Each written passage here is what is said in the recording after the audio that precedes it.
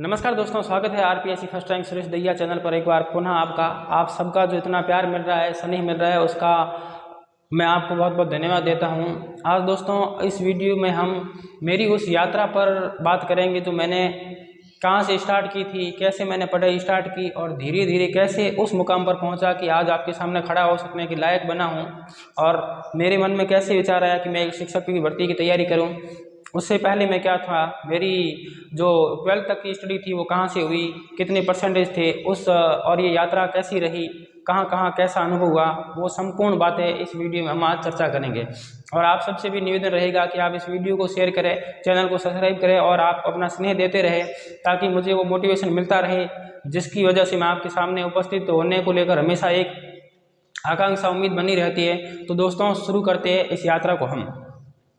साथियों, सबसे पहले जब मैंने 12th तक की पढ़ाई की थी वो अपने गांव से ही की थी और प्रतिशत की अगर हम बात करें तो 10th में मेरे से 52% ही थे खाली, इससे अधिक नहीं थे।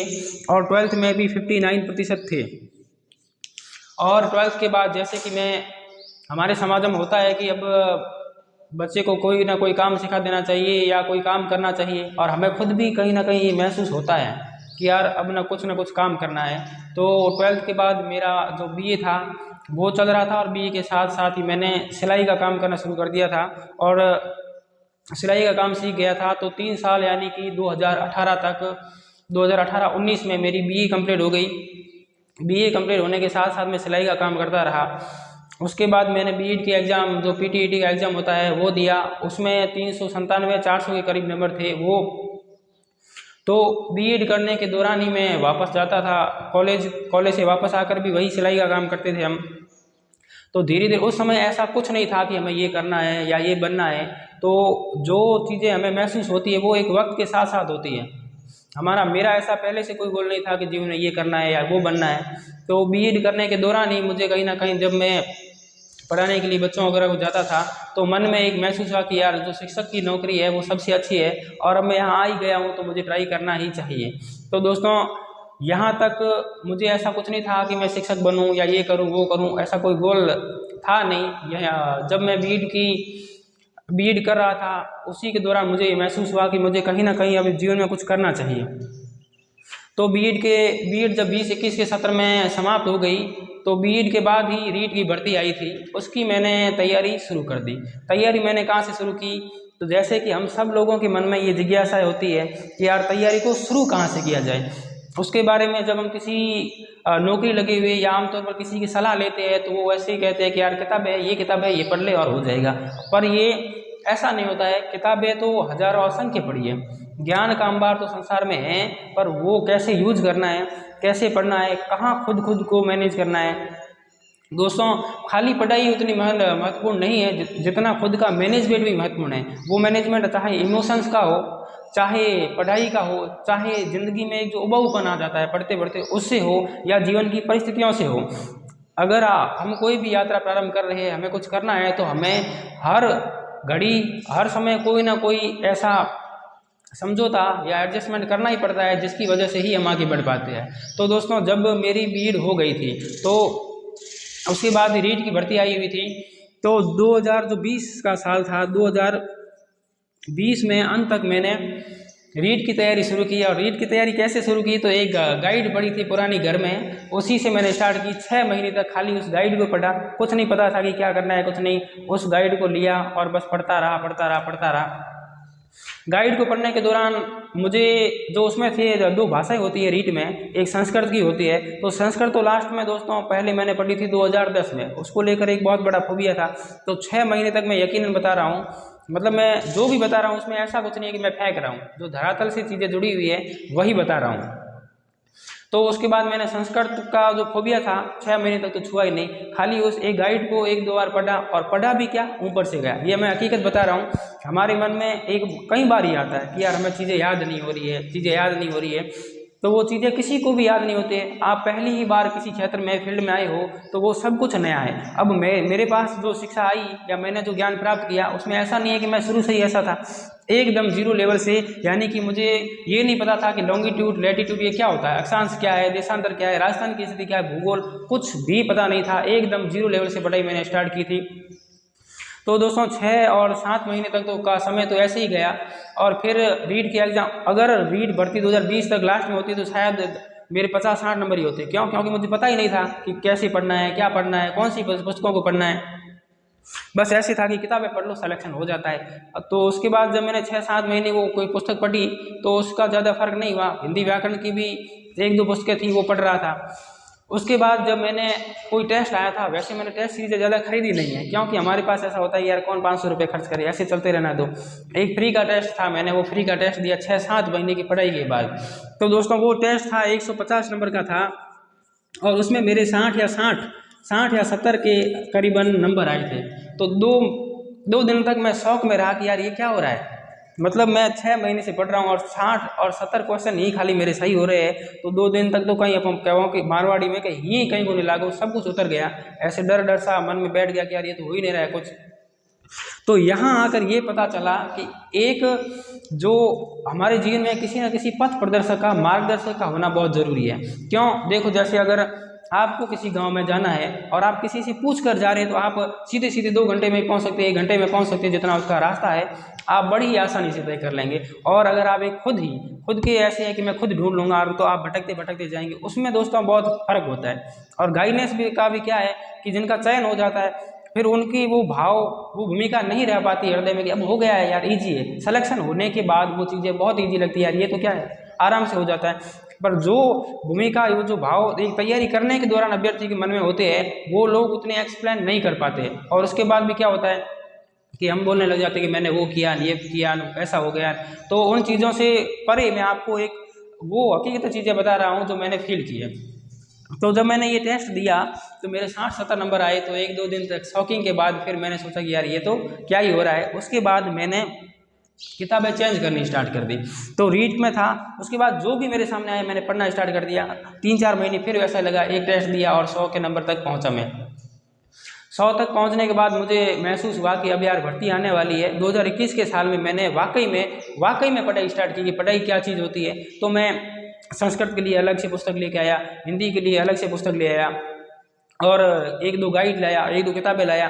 पर उसके दौरान हमारे मन में ये भी होता है, फोबिया होता है, भय भी होता है कि हमारे आसपास वाले अधिकतर लोग कोचिंगों में चले जाते हैं, और उनके कोचिंगों में जाने के बाद हमें ये महसूस होता है कि यार वो कोचिंग कर रहा है और मैं घर पे हूँ, मेरा कैसे हो जाएगा। क्योंकि एक वो उतनी अच्छी तैयारी कर रहा है, उस लेवल की तैयारी कर रहा है। जैसे संस्कृत जैसे विषय है, संस्कृत क्या हिंदी व्याकरण भी है, तो पहली बार हमें नहीं आएगी, जब हम पढ़ेंगे तभी आएंगे।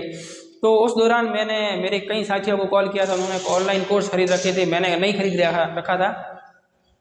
तो कम से कम मैंने 5-7 साथियों को ऐसे कॉल किया कि यार आप अगर कोचिंग आपने ले रखी है ऑनलाइन वाली तो आप मुझे दे दो, ताकि मैं उससे संस्कृत कर सकूं। यार मेरे संस्कृत हो नहीं पा रही है। तो मैंने जिसको भी कॉल किया उन्होंने बोला कि यार ये ऐप ऐसे होता है, दूसरे मोबाइल में ओपन नहीं होता है, मैं खाली मैं सारे दिन क्लासेस लेता रहता हूँ। तो मैंने उनसे यहाँ तक भी कई लोगों से मैंने रिक्वेस्ट की थी कि भाई दे दे, अगर आप नहीं कर पा रहे, दिन भर आप क्लासेस कर रहे कर लो, आप मुझे रात को खाली 12-1 बजे दे दो। अरे भाई 2-12-2-1 क्या, आप अगर चाहो तो मुझे 3-4 बजे रात के टाइम में अपना ऐप दे दो। पर किसी ने उस समय नहीं दिया था। तो उस समय फील हुआ कि यार हम सोचते हैं कि हमारे साथ बहुत सारे लोग हैं, पर हकीकत में होना क्या है वो तो आपको उन परिस्थितियों में पता चलता है जब आपको किसी की ज़रूरत होती है। तो मैं यहाँ जो बताने आया हूँ वो इसी इरादे से, मेरा कहीं ना कहीं मन में मानना है कि यार ऐसे बहुत सारे लोग हैं जिन्हें वो चीज़ें पता नहीं है कि यार कैसे उनको मैनेज करें, और हमारे साथ भी ऐसे लोग नहीं होते हैं। तो मेरा एक इरादा है कि जो अभ्यर्थी मेरी तरह फील कर रहे हैं या सामान्य परिस्थितियों से आ रहे हैं, तो अगर उनकी ज़रूरत में मैं कहीं काम आ जाऊँ तो मैं एक इंसान हुआ।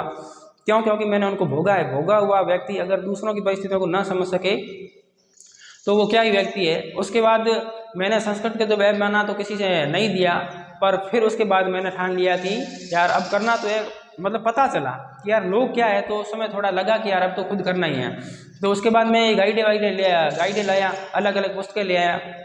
तो मैंने संस्कृत की पढ़ना स्टार्ट किया। उस 6 या 7 महीने के बाद मैंने संस्कृत को पकड़ा। क्योंकि 60-70 नंबर आ रहे थे, 30 नंबर तो ऐसे ही जा रहे थे। फिर शिक्षण विद्या वगैरह भी थी, रीट की तैयारी में ही कर रहा था। तो मैंने फिर संस्कृत को पढ़ना स्टार्ट किया। अब अगर आप रीट में संस्कृत लेते हैं तो कैसे पढ़ना चाहिए वो बातें मैं आपको अलग से मैं अब वीडियो बना रहा हूँ, एक सीरीज चला रहा हूँ। तो आपके जितने भी प्रश्न आ रहे हैं उनको भी लेकर एक वीडियो बनाऊंगा। फिलहाल हम इस यात्रा पे बात करते हैं। तो उसके बाद मैंने ये किताबें पढ़ना स्टार्ट कर लिया। किताबें पढ़ते पढ़ते मुझे ऐसा लगा कि जैसे अब मेरे में अब इम्प्रूवमेंट हो रहा है, तो डर तो होता ही है। और एक खुद में पढ़ना, सेल्फ स्टडी में मैं बोल रहा हूँ कि सेल्फ स्टडी सबसे बेहतर है। क्यों? क्योंकि सेल्फ स्टडी जो है आपके अंदर एक भूख को हमेशा जिंदा रखती है जब तक आपका चयन ना हो जाए। कोचिंगों में कहीं ना कहीं आपकी ये सोच संकुचित हो जाती है कि यार सर ने ये बता दिया, अब इतना हो गया, काफ़ी है, उसको बार बार पढ़ते रहो। और अगर आप मेरी बात माने तो अगर आप पहली बार तैयारी कर रहे हैं तो कभी भी किसी के नोट्स को छुए तक नहीं, ना किसी कोचिंग के, ना किसी दोस्त के। सबसे पहले आप किताबें पढ़ें। अगर आप पहली बार आए हैं और आप नोट्स पर भरोसा रख रहे हैं तो आप कहीं ना कहीं आत्मघाती हो रहे हैं इस क्षेत्र में, क्योंकि इतनी सारी भीड़ है और आपको उसमें से निकलना है। तो आप किताबों का अध्ययन करें सबसे पहले। तो फिर मैंने 9 से 12 की किताबें पढ़ने स्टार्ट की, जैसे जीके इम्प्रूव हो गया। फिर मैं पेंदुलमा की पुस्तक लाया जीके के लिए। फिर मैंने संस्कृत के लिए एक पुस्तक को कम से कम 4-5 बार पढ़ा। नहीं समझ आ रही थी, नहीं आ रही थी, पर उसको बार बार पढ़ा, 2 बार पढ़ा, 3 बार पढ़ा, 4 बार पढ़ा। फिर अपने आप ही वो चीज़ें समझ में आने लगी। साइकोलॉजी की पुस्तक पहली बार कुछ समझ में नहीं आ रही थी। पहली बार पुस्तक समझना तो बहुत आगे की बात है। सिगमंड फ्रायड, ये स्किनर साहब, थॉर्नडाइक साहब, इनके नाम ही भाई साहब याद नहीं रहते हैं।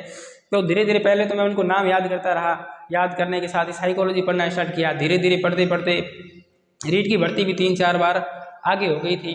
तो पढ़ते पढ़ते उन किताब, बाकी मैं एक बार पुनः बोल रहा हूँ कि मैं किताबों से ही पढ़ा हूँ। तो पढ़ते पढ़ते जब मैं उस पर पहुंचा, जैसे कुछ टॉपिक अगर आपको समझ में नहीं आ रहे हैं तो नहीं आ रहे तो आप उसको यूट्यूब पर देख लीजिए, किसी से पूछ लीजिए। टेलीग्राम चैनल है, उस पर भी आप चैनलों से जुड़े रहिए, पर टेलीग्राम का भी एक सही उपयोग करें। टेलीग्राम का सही उपयोग क्या है कि हम अमूमन किसी को मैसेज करते रहते हैं कि भाई आप कहाँ से हो, कैसे हो, और कि हम दोस्त बनाना स्टार्ट कर देते हैं। और सोशल मीडिया भी हम यूज़ करते हैं, तो उसको भी आप कम करें। तो धीरे धीरे जब मैं इस यात्रा पर पहुंच रहा था तब उसके दौरान ही मैं 6-7 महीने तक सोशल मीडिया भी यूज़ कर रहा था। तो सोशल मीडिया का मैं एक मतलब बहुत बड़े तौर पर चला रहा था, यूज़ कर रहा था। ऐसा नहीं था कि 5-10 मिनट चला रहा। उस पर इंस्टाग्राम में मेरे उस समय कम से कम 8-10-12 हज़ार फॉलोअर थे। टेलीग्राम ट्विटर पर भी 10-1 हज़ार फॉलोअर थे। फिर मैंने उनको डीएक्टिवेट कर दिया। क्यों? क्योंकि पढ़ाई के साथ साथ मेरा वो भी समय व्यतीत कर रहे थे। तो अगर हम सोचते हैं कि हम सोशल मीडिया को मैनेज कर लेंगे, पर वो मैनेजमेंट हो नहीं पाता है। वो खाली मानसिक स्तर पर हमारा सोचना है। हम किताब पढ़ रहे फिर 10 मिनट चला रहे, वो 10 मिनट कब 2 घंटे में हो जाए उसका कोई पता नहीं चलता। तो मैंने कम से कम 2 साल तक इंस्टाग्राम को डीएक्टिवेट रखा। उससे कोई फ़र्क नहीं पड़ा। क्या फ़र्क पड़ा भाई? कोई फ़र्क नहीं पड़ता है। आप इस सोशल मीडिया को छोड़ दीजिए। सोशल मीडिया को छोड़ना भी एक बहुत बड़ी बात है। वो हम नहीं छोड़ पाते क्योंकि वो एक नशे की तरह हो रहा है। अगर आप उसको छोड़ना चाहते हैं तो पहले तो आप ऐसे करें कि एक वीक में डिलीट कर दे ऐप को, फिर संडे करें, 2-3 महीने ऐसे कर ले, उसके बाद परमानेंट डीएक्टिवेट कर लें तो आपसे हो जाएगा। क्यों? क्योंकि धीरे धीरे आप जैसे ही किताबों में रमते जाएंगे, जब आप किताबों में रम जाओगे तो अपने आप ही सोशल मीडिया छूट जाएगा। और जब आपको मोटिवेशन चाहिए तो मोटिवेशन के लिए दोस्तों मैं तो इतना ही कहूँगा कि औंतरों में यानी कि हिम जब तक आग नहीं लागी तब तक कहीं नहीं होने वाला है। उससे पहले आपको चाहे कोई कुछ कितना ही कह दे, चाहे मैं ही कहूँ, या आप कितने यूट्यूबर क्लासेस देख लें, यूट्यूबर मोटिवेशन वीडियो देख लें, वो मोटिवेशन आपका एक दायरे तक ही काम करेगा। उसके बाद वो मोटिवेशन आपका उतना काम नहीं करेगा।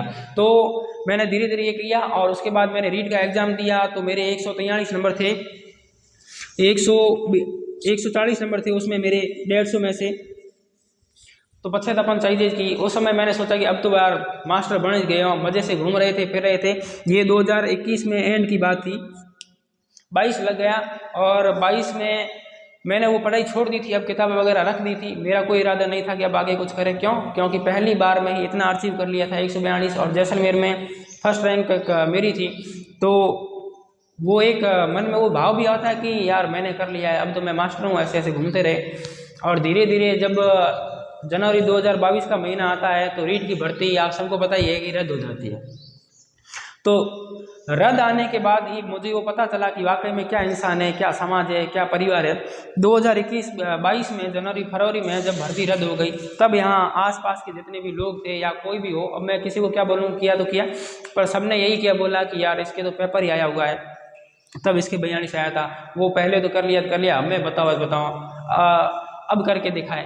तो वो जब नेगेटिव कमेंट आ रहे तो मैं कम से कम सच बोल रहा हूँ कि 2 महीने तक एक कमरे में बंद रहा और रोता ही रहा कि यार ये मेरे साथ क्या हो रहा है, कि यार ऐसा भी कुछ होता है कि जो हमने मेहनत से अंक प्राप्त किए उस पर सबके ऐसे ही कमेंट आ रहे हैं। तो ज़िंदगी में जो नकारात्मक चीज़ें होती है वो भी कहीं ना कहीं आपको प्रेरणा ही देती है, पर इन परिस्थितियों में आपको लड़ना है, वो सबसे महत्वपूर्ण बात है। क्योंकि हम सोचते हैं कि यार एक रहे हुए तो कौन की फर्क पड़े, पर वो हमें ऐसा लगता है, पर हमें फर्क पड़ता है। वो कहीं ना कहीं हमारे अचेतन मन में वो भाव रहते हैं और वो धीरे धीरे हमें टॉर्चर करते जाते हैं और फिर हम जीवन से भी उबने लगते हैं। तो जब ये भर्ती रद्द हो गई तो 2 महीने तक तो प्रेशर में ही रहा, ऐसे एक एनएसिटी या टेंशन में रहा। तो टेंशन में भी पढ़ाई का ऐसा नहीं था कि अब मैं पढ़ाई कर भी पाऊंगा, लग ही नहीं रहा था कि मैं पढ़ाई करूं।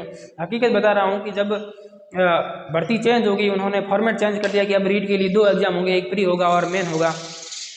तो वो भी एक तनाव था कि यार एक एग्जाम में हम 142 नंबर लेके आए हैं और अब वो भर्ती रद्द होकर दो अलग फॉर्मेट में हो रही है और हमें अलग से पढ़ के अलग से परफॉर्म करना है। यानी कि रेस के 2 घोड़े, जो एक को विजेता घोषित कर दिया गया, अब वो बेचारा थक गया है या जो भी है, अब उसको बोल रहा है कि पुनः ऐसे जीत के बताओ। तो दोस्तों ये जरूरी नहीं है कि वो दोबारा जीते ही जीते, पर वहाँ आपको खुद को मैनेजमेंट करना बहुत ज़रूरी है, खुद पर भरोसा रखना बहुत ज़रूरी है। आप किसी भी परिस्थिति में हो, चाहे आपका 4 बार ही सिलेक्शन नहीं हुआ है तो 5वीं बार आप ये ना सोचें कि यार अब तो वही नहीं है, पहली बार ही नहीं हुआ था तो अब की बार तो कैसे होगा। उन 4 बार में आपकी क्या गलतियाँ रही है, आपने कहाँ कहाँ गलतियाँ की है, उन चीज़ों को आप बाहर निकाल के फेंक दीजिए तो आपका सिलेक्शन हो ही जाएगा।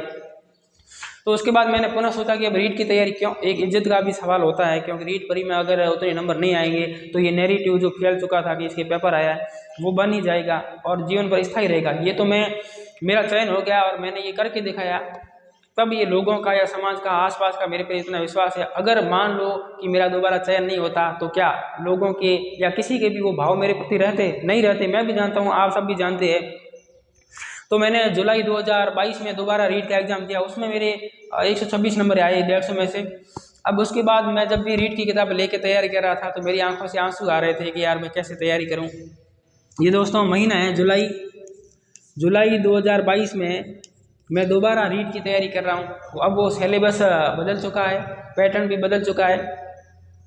तो उसके बाद जब मैं रीट की किताबें लेके बैठता था तो वही रोना आ रहा था और किताबें हाथ में ही नहीं ले पा रहा था। तो तब मैंने सोचा, मेरे भाई साहब ने भी बोला कि आप 3rd ग्रेड यार छोड़ दे, तैयारी करना, तो 2nd ग्रेड की कह रहे हिंदी से। तो मैंने उस समय में, हकीकत बता रहा हूँ, जुलाई 2022 में 2nd ग्रेड की तैयारी स्टार्ट की थी और दिसंबर 2022 में 2nd ग्रेड का एग्ज़ाम था। खाली 5 या 7 महीने में मैंने साहित्य भी नया पढ़ा, काव्य शास्त्र भी नया पढ़ा। हाँ, राजस्थान जीके है या साइकोलॉजी है वो मैंने पहले पढ़ रखी थी।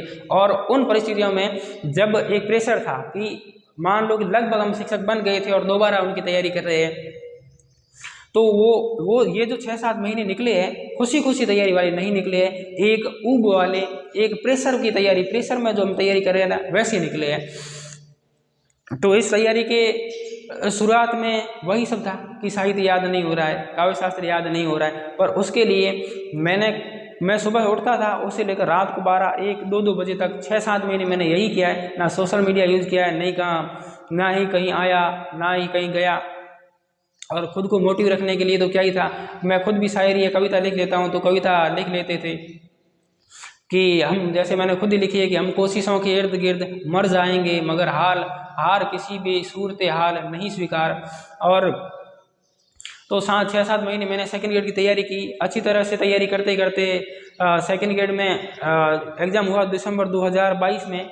और 2nd ग्रेड में उस समय मेरे 436 के करीब नंबर आ रहे थे, तो मैंने फिर से तैयारी छोड़ दी थी। अब ये तैयारी छोड़ने के बाद मैंने फरवरी 2023 में संस्कृत शिक्षा विभाग का 2nd ग्रेड का एग्ज़ाम दिया। उसमें मेरे 430 नंबर थे। हालांकि इसका रिजल्ट नहीं आएगा, क्यों नहीं आएगा? क्योंकि मैंने इसका डॉक्यूमेंट वेरिफिकेशन नहीं करवाया है। क्यों? अगर मैं डॉक्यूमेंट वेरिफिकेशन करवाता तो फिर किसी के चयन में वेटिंग में ऐसी प्रक्रिया रहती, तो मैंने इसका डॉक्यूमेंट वेरिफिकेशन करवाया नहीं है, तो कम से कम ये दूसरा चयन हो गया। अब 1st ग्रेड की तैयारी में भी मेरा हो जाता, पर 1st ग्रेड में क्या हुआ कि मेरे MA क्लियर नहीं था। और फरवरी लास्ट में और मार्च में मैंने रीट के एग्ज़ाम दिए दोबारा। अब यहाँ पर मैं पढ़ाई छोड़ चुका हूँ, ये पुरानी तैयारी पर मैं एग्ज़ाम दे रहा हूँ। तो रीट में भी हिंदी विषय से भी मेरा चयन हुआ, रीट में सामाजिक से भी मेरा चयन हो गया और RAS प्री में भी हो गया। उसके बाद मैंने दिसंबर 2023 में नेट का दिया, नेट JRF से भी मेरा क्वालिफाई हो गया और अभी असिस्टेंट प्रोफेसर का एग्ज़ाम दिया, उसमें भी करीबन 135 से 40 नंबर आ रहे हैं। तो ईश्वर से उम्मीद है कि वो भी इंटरव्यू तक की यात्रा होगी। तो इस यात्रा के दौरान मैंने क्या क्या फील किया, कैसे कैसे खुद को मैनेज किया, वो सब मैं आपको बताने की कोशिश करूँगा। और आज मैं आपके सामने इस टी शर्ट में उपस्थित हुआ हूँ। तो इस टी शर्ट में उपस्थित होने का कारण ये है कि जो 2-3 साल की यात्रा रही है उसमें मेरा ये टी शर्ट ही साथी रहा है, लवर और टी शर्ट में ये दिन गुजारे हैं। तो दोस्तों सबसे पहले जो हमारे मन में आता है कि तैयारी को शुरू कहाँ से करें। तो दोस्त अगर आपको तैयारी से शुरू करना है तो तैयारी के शुरू में आप सबसे पहले तो उस भर्ती का सिलेबस आपके सामने रखें और सिलेबस को आप एनालिसिस करें कि कौन कौन सी टॉपिक है वो मेरी पहले पढ़े हुए है या कौन से विषय में मेरी रुचि है, कौन से में मेरी रुचि नहीं है। ये सब बातें आप किसी से पूछ कर ना करें कि मैं सामाजिक से तैयारी करूं, हिंदी से करूं या इतिहास से करूं। ये सब अगर आप किसी से पूछ रहे हैं तो आप गलत कर रहे हैं। क्योंकि किसी भी विषय के बारे में या आपकी रुचि के बारे में किसी को पता है तो वो आपको खुद को ही पता है। तो अपनी रुचि को सबसे पहले देखें और रुचि के बाद ऐसा कुछ नहीं है कि आप अगर तैयारी नहीं कर रहे हैं या आपको कोचिंग जाना जरूरी है, कोई ज़रूरी नहीं है। मेरे 4-4 5 बार सिलेक्शन हो गया है, नेट भी क्वालिफाई हो गया है। तो वो सब मैंने जो भी किया है सेल्फ तैयारी से ही किया है। तो ये दोस्तों मेरी यात्रा थी। अब आपके क्या क्या प्रश्न है उनको मैं लेकर एक अलग वीडियो बनाऊंगा। उसके बाद जितने भी है कि टेस्ट सीरीज को कैसे मैनेज करें, कौन सी विषय को कैसे मैनेज करें, अब मैं एक ही वीडियो में ये सारी चीज़ें नहीं बताना चाहता क्योंकि ये सारी चीज़ें उलझ जाएगी कि हर चीज़ का एक अपना अपना महत्व होता है, कहाँ पर क्या करना है, कैसे करना है। ये एक सीरीज मैंने चलाई है और मुझे लगता है कि आप सबका भी सहयोग बना रहेगा। ये यात्रा छोटी सी थी पर बहुत बड़ी थी। मैंने कैसे तय किया है कि पहले तो मैं सिलाई का काम करता था, सिलाई के काम को किया, उसके साथ साथ ही भर्ती भी रद्द हो गई। वो और भर्ती रद्द किया, सेकंड ग्रेड का भी फर्स्ट पेपर रद्द हो गया था। पहले 85 नंबर क्वेश्चन सही हो रहे थे, दूसरी बार 80 हो रहे थे। तो जीवन की जो परिस्थितियां हैं उनको मैं ज़्यादा आपके सामने नहीं रखना चाहता हूं। क्योंकि भाई साहब जीवन की परिस्थितियां हैं वो सबके साथ ही है, मेरे या खाली आपके साथ नहीं है। परिस्थितियों का रोना जीवन में कभी ना रोए, आपको संघर्ष करना ही पड़ेगा, तभी आप सफल हो सकते हैं। क्योंकि जो परिस्थितियां हैं वो किसी के साथ समतुल्य नहीं होती है। किसी की किस प्रकार की समस्या होगी, किसी की कोई समस्या होगी, उन समस्याओं को परे करते हुए हमें यात्रा तय करनी चाहिए ताकि हम सफल हो सके। और जो चीज़ें आपके साथ हो रही है या जिस बारे में आप जानना चाहते हैं, निरंतर आपके बहुत सारे कमेंट आ रहे हैं, मैं उनको नोट भी कर रहा हूँ। उन कमेंट को लेकर मैं एक अगला वीडियो बनाऊंगा आपके सामने। धन्यवाद। इस चैनल को सब्सक्राइब जरूर करें, फॉलो करें।